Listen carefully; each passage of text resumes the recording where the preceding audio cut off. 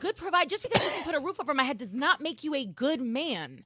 A good man is a good man. He's kind, he's strong, he's compassionate, he's reliable, he doesn't cheat. Like, I mean, there's a lot of things that make good men beyond whether or not they keep the lights on and the mortgage paid. That's semantics. That's financial, period. There were a lot of very unhappy people in marriages for a very long time. I mean, you know this historically, if you talk about the blue bloods, the 1% of the 1%, most of them have agreements, you know, because their marriages are true business transactions. You know, still that way in a lot of parts of the world. For sure. And that's what I'm saying is that, so like, to me, marriage isn't the determining factor of high value in terms of character. Yeah, we agree on that. And we agree on that. But what I'm saying is, so when you have this, we agree on that, but I'm telling you. So now how do we determine what high value means? High value means exactly what it means. And she's conflating arguments in order to try to justify her point, and that she goes by what she feels instead of going by what's right and what's true. Here's the reality. If a man is making sure that you're not homeless, and he provides a roof over your head, and he makes sure that there's food in your belly, and you got electricity and those lights cut on and them property taxes and that mortgage is paid every single month, and every month he goes out and every single day a little bit more of him dies. A little bit more of him dies, because let's be honest. The value of a man is based off of provision and protection first. Meaning that when he has to go outside and he trades in his blood, sweat, and tears, and he kills himself a little bit more every single day in order to ensure that you taken care of, that is a phenomenal, that is beyond good. That is beyond good. And so when I hear these conversations for people trying to justify how it is that they see things and whether or not they think that a man is good or not, it's disgusting. It's absolutely disgusting, because you'd rather go by whatever it is that you feel instead of going by what's true. This is why men are unappreciated. This is why there's always going to be a separation, and why there needs to be a hierarchy in relationships with regard to women and men. Because what they think is good, what they even think love is a feeling. When in reality, love is an action word. Even in the Bible, it says faith without works is dead. The feeling without the actual physical motion means absolutely nothing. And so you can feel however you want to feel. I see people every day talking about how they love somebody, and women on a regular basis will tell you that they love you today, and they want you to give them a baby, and they adore you, and you so great, and oh my God, you're the best thing that ever happened to her. And then tomorrow she'll take you to child support court and make sure that she get not only half of everything that you have, but also make sure that she ruins your life for the rest of your life. It's women that will send you to jail. It's women that will tell you that they love you, and they did. They actually felt that way at that particular time. But the minute that you pissed them off, that word changed. Whereas for men, love is an action. It's the things that I do to make sure that your life is comfortable. It's the sacrifices that I make with my time in order to ensure that you're taken care of. It's the ability for you, or to give you the ability to be able to do the things that's also good for you by creating the space and allowing for you not to have to trade in your time in order to be able to even feed yourself. You're a child. You're a baby.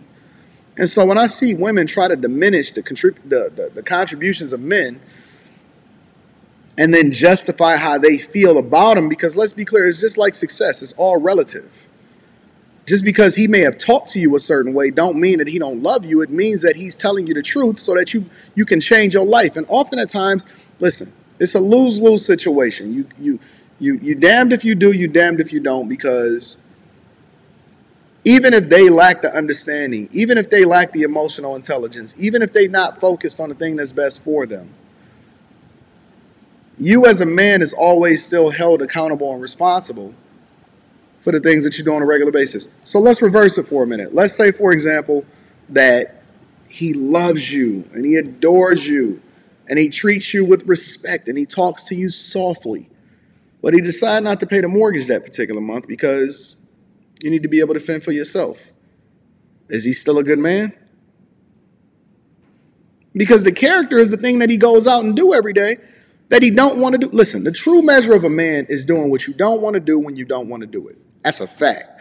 Listen, if nobody has ever told you this before, I'm going to tell you right now.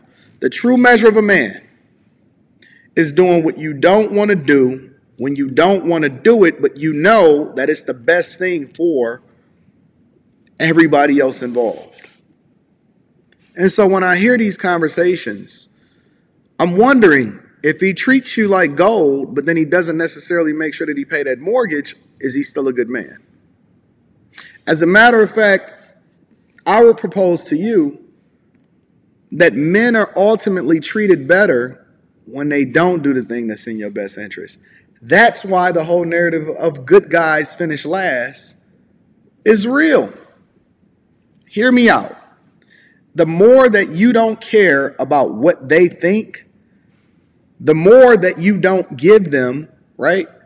The least you do for them, and the more you treat them like they're just an object and not necessarily a sign of affection, is the time that you get the most out of them. That's the time that they'll love you the most. You know why? You know why? Because they don't even know what's best for them. And that's why women don't even like men that's not even wanted by other women, because they don't want what's best and available to them. They want what somebody else has, because it's all based off of how they feel and not necessarily what's best for them. So the guy that kills himself and pay the mortgage every day, she gonna make sure that she honor and respect him, or she don't honor and respect him. But the guy that dog her, that's the one that she gonna chase after. Make it make sense for me. All of the things that she said is completely backwards. And she's supposing that character is based off of what she thinks makes her feel good, instead of the thing that actually is best for her, which is the roof over her head, the provision and protection, the thing that men do every single day in order to ensure that you're taken care of. Welcome to modern feminism. I love you. I appreciate you. I'm curious as to what you guys think. Am I off? Did I hear this correctly? Am I making sense, or am I just completely off my rocker, and that nice guys will forever finish last? And this is why men need to do what's in their best interest, and then whatever it is that you come along with, in addition to that, we just going to take that into consideration, and we're going to do that. We're going to evaluate that on a case-by-case basis. Let me know what y'all think in the comments. Make sure you tap into the Patreon. I just dropped a video today. And make sure you get that Teach Hanley 30% off your first order plus a free gift. Both of those links is in the description. And also make sure you follow me on every social media platform, including Instagram, TikTok, Threads, Twitter, all of that. It's absolutely going up. Going on a Millionaire Morning Show this afternoon, or this morning, going on a Millionaire Morning Show this morning, and probably about an hour. So make sure y'all look forward to that. I love you. I appreciate you, man. Stay focused, bro. Don't get caught up in this nonsense.